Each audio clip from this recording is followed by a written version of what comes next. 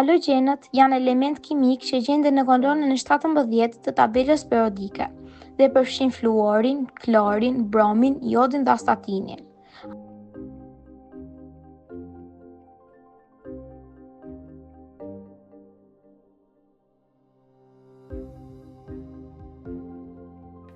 Fluori, F, është një element kimik me numër atomik 9 dhe bën pjesë në grupin e halogjenëve.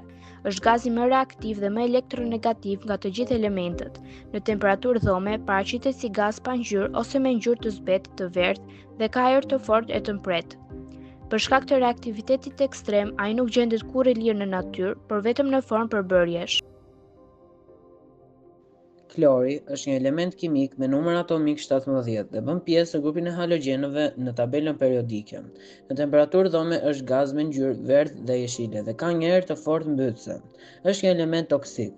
Klori ekziston zakonisht si molekulë 2 atomike, Cl2, dhe ka veti të forta oksiduese. Për shkak të reaktivitetit të tij të lartë, ai nuk gjendet i lirë në natyrë, por vetëm në formë përbërjesh. Bromi është një element kimik me simbolin Br dhe numrin atomik 35. Ai bën pjesë në grupin e halogjeneve dhe është i vetmi jo metal që gjendet në gjendje të lëngët në temperaturë dhome. Ka një ngjyrë kafe të errët dhe emeton një avull me erë të fortë dhe mbytëse, që është toksik dhe korroziv. Ekziston zakonisht në natyrë si molekulë 2 atomike Br2. Jodi është një element kimik me numër atomik 53 dhe bën pjesë në grupin e halogjeneve. Në temperaturë dhome është ngurtë, me ngjyrë vjollcë e errët dhe shkëlqim metalik. Avullimit lëshon avull me ngjyrë vjollcë, të dallueshëm dhe me erë karakteristike. Në natyrë gjendet në formë përbërjesh dhe është i nevojshëm në sasi të vogla për organizmat e gjallë, veçanërisht për funksionimin e tiroidës.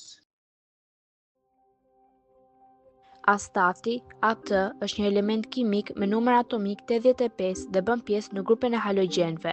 Është element radioaktiv dhe shumë i rrallë në natyrë, duke u gjendur vetëm në sasi shumë të vogla si rezultat i prishjes së elementeve të rënda. Në temperaturë dhome, besohet të jetë i ngurtë, me ngjyrë të errët dhe ndoshta me shkëlqim metalik. Astati është më pak reaktiv se halogjenet e tjerë dhe për shkak të radioaktivitetit të tij, ai është studiuar shumë pak. Vetit të tij janë të ngjashme me jodin, por më të dobta për shkak të masës së madhe dhe paqëndrueshmërisë. Përdorimet e fluorit në pasta dhëmbësh dhe ujë të fluorizuar, në prodhimin e aluminit dhe metaleve të tjera, në industrinë përthamore, në qetësi specialike dhe plastika fluorike. Përdorimet e klorit për dezinfektimin e ujit të pishëm dhe të pishinave, në prodhimin e zbardhuesve, në industrinë kimike për plastikën PVC, pesticide dhe detergjent, si dezinfektues dhe oksidues industrial.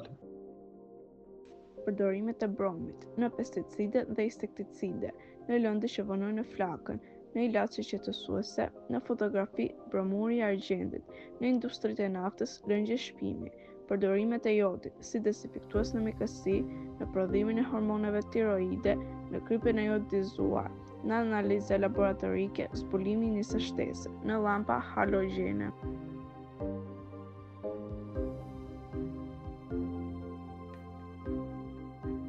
Ato janë shumë reaktive dhe përdoren gjerësisht në industri të ndryshme. Megjithse kanë përfitime të mëdha ekonomike dhe teknologjike, ndikimi i tyre në mjedis dhe në shëndetin e njerëzit nuk është i papërfillshëm. Në këtë projekt do të analizojmë ndikimet pozitive dhe negative të halogjeneve, duke propozuar alternativa më të sigurta për të ardhmen. Me rritjen e ndërgjegjësimit për ndikimin negativ të halogjeneve, është rritur edhe kërkimi për alternativa mjedisore. Teknologjitë e pastra përfshin përdorimin e substancave jo halogjenike ose me ndikim të ulët në ozon, si gazet HFO. Gjithashtu, materialet ekologjike dhe riciklimi janë bërë pjesë e proceseve industriale për të reduktuar ndotjen. Qëllimi është të ruajmë efikasitetin teknologjik pa cënuar shëndetin dhe natyrën. Ndikimi mjedisor i halogjeneve në ngrohjen globale. Disa halogjen, veçanërisht ato që përdoren si ftohës industrial, janë gaze serë me potencial shumë të lartë për ngrohjen globale.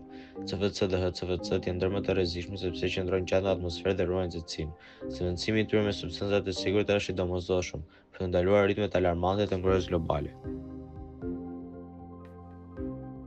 Halogjenet, veçanërisht klori dhe bromi, që çlirohen nga CFC dhe pesticidet, shkatrojnë molekulat e ozonit në stratosferë. Kjo çon në hollimin e shtresës mbrojtëse të ozonit, duke rritur rrezakimin UV. Pasojat janë rritja e rasteve me kancer të lëkurës, probleme me syt si dhe dobësimi i sistemit imunitar. Mbrojtja e shtresës së ozonit është mbrojtje për jetën. Përfitimet ekonomike nga zhvillimi i zëvendësuesve. Industria e zëvendësuesve për halogjent ka krijuar mundësi të reja ekonomike. Kompanitë që investojnë në teknologji të gjelbra dhe produkte më pak ndotëse fitojnë mbështetje financiare dhe përfitojnë nga tërheqjet të reja globale. Përveç uljes së ndikimit mjedisor, kjo nxit punësi dhe inovacion. Pra, ekologjia dhe ekonomia nuk janë kundërshtar, po aleate të së ardhmës. Dhe politikat mjedisore. Protokolli i Montrealit dhe marrëveshjet të tjera ndërkombëtare kanë ndaluar përdorimin e shumë halogjeneve të dëmshme. Shqipëria ka ndërmarrë hapa për t'u përshtatur këtyre rregullave, duke zbatuar politika për riciklimi, përdorimin e zëvendësuesve dhe trajtimin për përdoruesit industriale. Ligjet mjedisore po bëhen gjithnjë më të rrepta për të siguruar një të ardhme të qëndrueshme. Frigoriferët, kondicionerët dhe sistemet e ftojes kanë përdorur për vite me radhë substanca të bazuara në halogjene, si CFC dhe HFC. Këto substanca janë efektive, por mjaft të dëmshme për atmosferën. Sot, teknologjitë moderne po kalojnë në përdorimin e ftohësve natyral, si dioksidi i karbonit dhe amonjaku, të cilët janë më të sigurt për ozonin edhe mjedisin. Halogjenët përdoren në industri kimike, farmaceutike dhe elektronike. Ato janë përbërës kyç për prodhimin e plastikave, ilaçeve, llambave dhe solucionit për zbardhje. Përdorimi i tyre është i rëndësishëm për zhvillim teknologjik, por kërkon edhe kujdes të madh për të shmangur përdorimin e pesticideve dhe kimikate. Disa halogjene gjenden në përbërje të pesticideve, sepse kanë efekt të fuqishëm antibakterial dhe insekticid. Klorinati është praktikë e zakonshme në pastrimin e ujit dhe dezinfektimin e mjediseve. Megjithatë, përdorimi i tepruar i këtyre kimikateve çon në ndotje të tokës dhe ujrave, si dhe dëmton jetën e egër dhe shëndetin e njerëzit.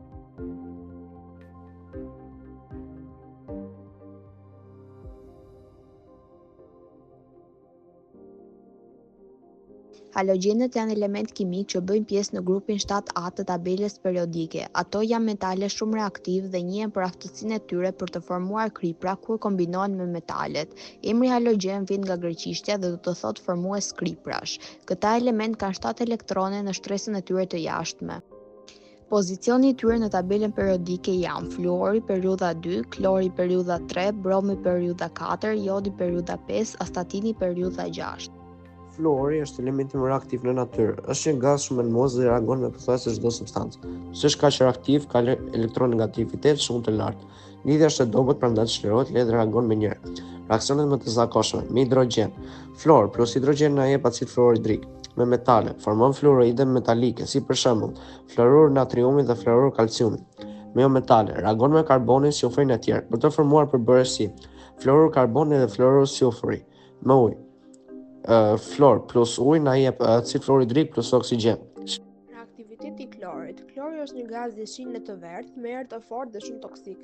Është një halogjen shumë reaktiv, por më pak se fluori. Klorit i mungon vetëm një elektron për të plotësuar oktetin, prandaj ka reaktivitet të lartë.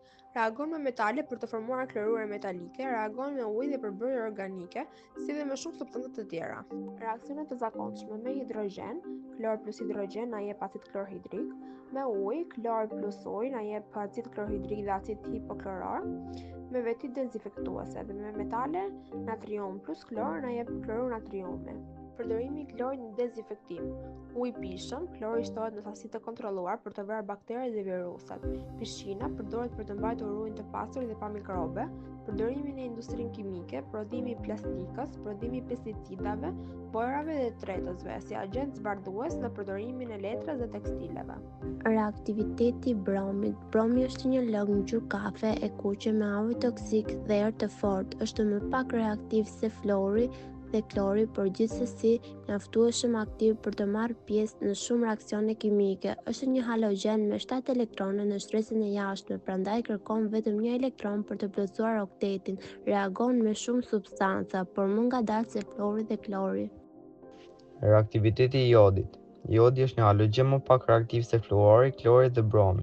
Në temperaturë dhome është i ngurtë me ngjyrë fjollës së errët dhe avullon lehtësisht duke dhënë apë vjollës. Përdorimi i jodit në mjekësi si dezinfektues i lëkurës. Solucioni i jodit përdoret për pastrimin e plagëve sepse vret mikroorganizmat në parandalimin e sëmundjeve të tiroides. Joduri i kaliumit ose kripa e jodizuar përdoret për të parandaluar mangësinë e jodit e cila shkakton ngushën. Në diagnostikim mjekësor, izotopet e radioaktiv të jodit për në skanimet të tiroides dhe trajtimin e saj. Radioaktiviteti i astatinit. Astatini është një halogjen shumë i rrallë dhe radioaktiv. Emri i tij vjen nga greqishtja astatos, që do të thotë i paqëndrueshëm, pikërisht për shkak të natyrës së tij radioaktive. Roli i astatinit në kimi ka përdorim shumë të kufizuar sepse është jashtëzakonisht i rrallë në natyrë, degradohet shumë shpejt, më shumë ka rëndësi shkencore dhe studimore për të kuptuar më mirë sjelljen e halogjeneve të rënda dhe për të testuar modele teorike. Formimi i acideve halogjen hidrike. Acid fluorhidrik, acid bromhidrik, acid klorhidrik, acid jodhidrik.